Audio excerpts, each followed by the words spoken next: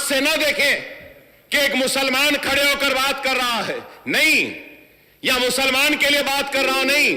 हां, मैं मुसलमान के लिए बात करता हूं, हां मैं पुराने शहर की बात करता हूं, हां मैं तेलंगाना की बात करता हूं, हां करता हूं मुसलमान की, इसलिए करता हूं कि मैं अवामी नुमाइंदा हूं, जिम्मेदार हूं। मेरा फर्ज है, मेरी जिम्मेदारी है कि जो कमजोर है, जो पसमानदा है, जो पीछे है, उसका हाथ पकड़कर उसको आगे बढ़ाऊं।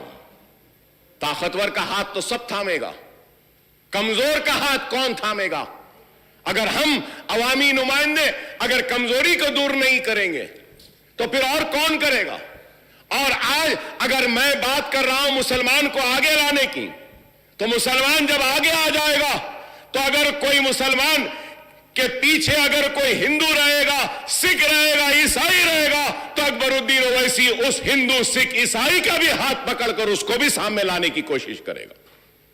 इसी से तो हमारे मुल्क में खुशहाली आएगी, तरक्की आएगी। एसआरडीपी के प्रोजेक्ट्स हो रहे हैं, कितने प्रोजेक्ट्स हुए हैं साहब? ओल्ड सिटी में बताइए। एसआरडीपी सेकंड फेज हम बोले, क्या सेकंड फेज एसआरडीपी में, क्या जो चंद्रायन गुट्टे के फ्लाईओवर्स का हमने जिक्र किया, क्या वो लिया गया?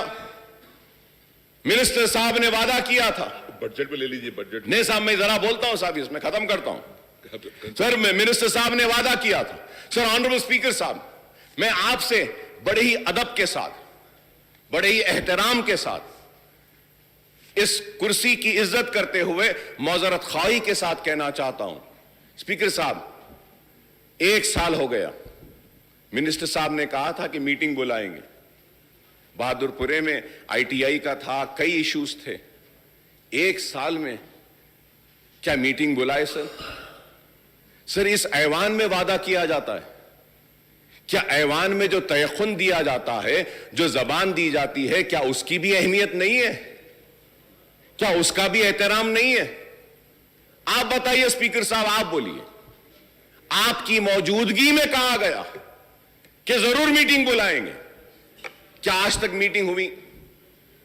हमने जूनियर कॉलेज के लिए कहा था, बहादुरपुरे में आईटीआई के लिए कहा था, इंक्यूबेटर्स के लिए कहा था, स्टार्टअप्स के लिए कहा था कि वो जो एससी एसटीज को जो आप दे रहे हैं वो मुसलमानों को दीजिए।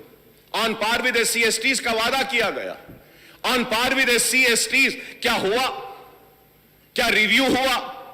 मैं जानता हूं चीफ मिनिस्टर साहब मसरूफ रहते हैं, मैं जानता हूं केटीआर साहब भी मसरूफ है, मैं जानता हूं कि सारे मिनिस्टर्स मसरूफ हैं। उनसे दरखास्त करूंगा सबसे, आप लोग मसरूफ हैं, हमको एक आदमी बता दीजिए जिसके पास हम जाके मिल सकते हैं, मिल लेंगे, खड़े रह जाएंगे।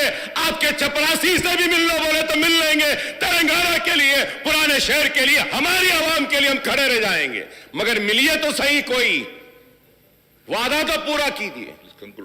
सर, नए स्पीकर साहब बोलने दीजिए मुझे। सर, मैं बजट पे बोलेंगे साहब, इस पे भी बोलना है, बजट पे भी बोलेंगे। बजट में आने का इश्यू है ना, हर वक्त यही बोले साहब, सेशन बढ़ा देंगे, विंटर सेशन आ जाएगा, 15 दिन कर देंगे। कितने हुए साहब? 2014 से लेकर अगर हम देखेंगे, फिगर्स है साहब, मेरे पास फिगर्स है, 126 दिन हुए थे। अब ये 5 साल, 4.5 साल में सिर्फ 64 डेज ही बैठे हम। टीवी के डिबेट्स में ज्यादा बैठते हैं, असेंबली में कम बैठते हैं लोग। अहमियत आज टीवी की हो गई, इस हाउस की नहीं रही। बोलने दीजिए साहब। पहले अब आप लोग तय कर दिए 12 को खत्म, 25 साल होने आ रहे हैं साहब, कभी बजट सेशन इतना जल्दी तेजी के साथ खत्म होता हुआ नहीं देखे।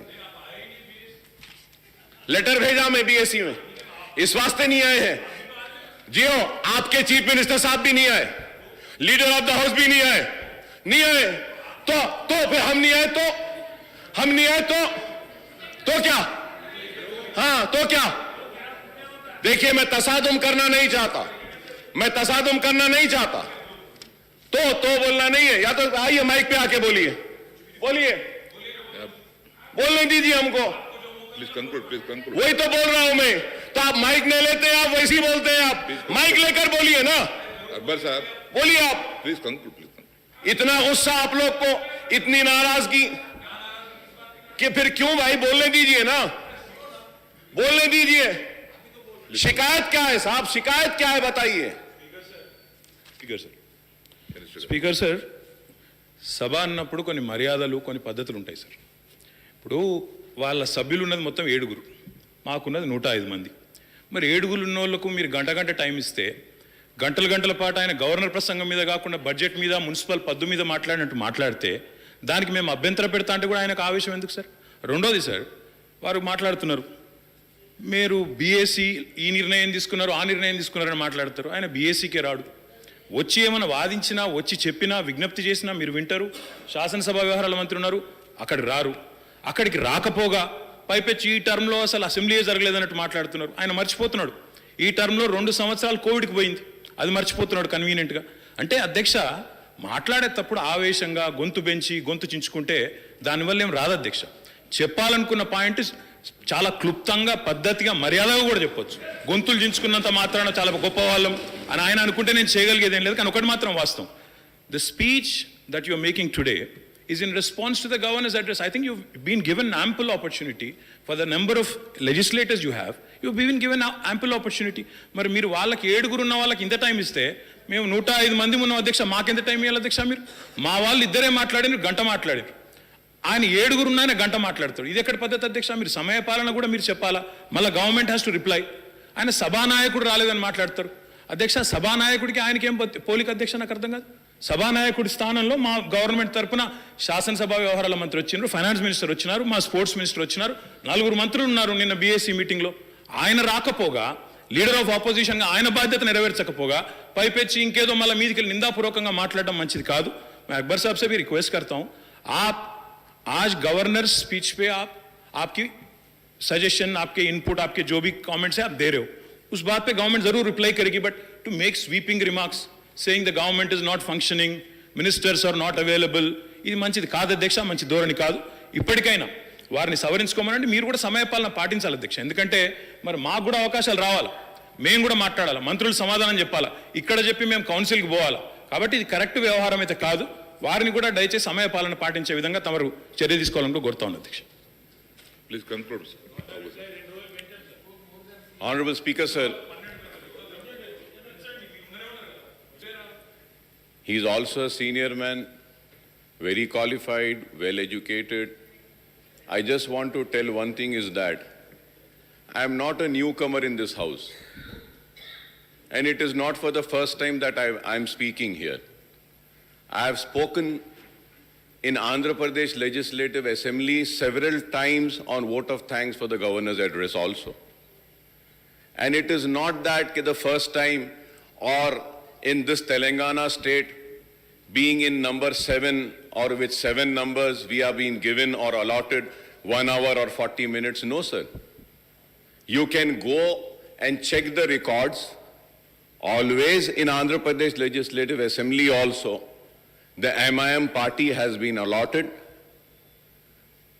good number of times and opportunity and longer time to speak. It is not the first time.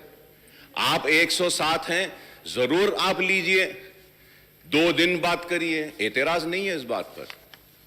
एतराज इस बात पे है कि टॉलरेंस लेवल किसका कितना है. आपका टॉलरेंस लेवल ही कम होते जा रहा है, टॉलरेट ही नहीं करना चाह रहे. हाँ, अगर अकबर ओवैसी यहां खड़े रहकर 1 घंटा तारीफ करेगा तो और 1 घंटा बोलेंगे. देखिए, अरे देखिए, हेल्दी डेमोक्रेसी में एक दूसरे को सुनने की ताकत भी होनी चाहिए. अकबर साहब, तनकीद को भी सुनना चाहिए, जब ही डेमोक्रेसी मजबूत होती है. नहीं, अकबर साहब, There was a time when I used to speak, Roshaya Saab was a finance minister, I used to criticize the government. He used to get up from his chair and come and tell me, Mr. Owaisi, you have spoken well. Very good young man, he used to say. I have seen so many chief ministers. please conclude. और मैं यहाँ खड़े रह के बोल, आपने कहा कि अकबर साहब बीएससी में नहीं आए. सर, ऑनरेबल स्पीकर, सर, मैं नहीं, I am not yielding, sir. Let me complete, sir. Let me complete. I am not yielding, sir. Let me complete. Let me complete, sir. Then I'll give you an opportunity. Sir, Akbar గారు ఇప్పటికైనా కానీ governor ప్రసంగం మీద మాట్లాడమని సూచించండి sir.